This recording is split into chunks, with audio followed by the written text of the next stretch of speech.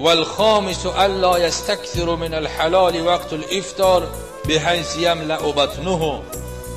روزه یک حکمت پروردگار است که برای سلامتی انسان فایده دارد، اما اسلام امر میکند این در پنجم شرطش گفتگی است که در وقت افطار اون قدر پره نخورد که شکمش از حد زیاد، یعنی که بسیار بخورد طعام، او قدره که بخوره که در تراویح خوندن، در خیستن شیشتن دیگه معده اولاد بخوره، این قدر نی.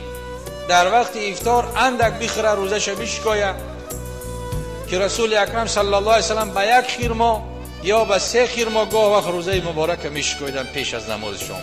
روزش بشکاید، بعد شام اندک تناول کند، تراویح به حضور دل سبک بخواند، بعداً بخورد، اختیار دارد.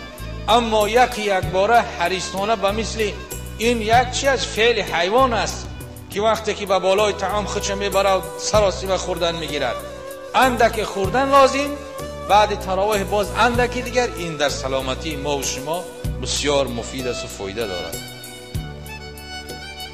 ولذا قال علیه الصلاة والسلام ما من وعاء ابغض الى الله من بطن ملء من الحلال.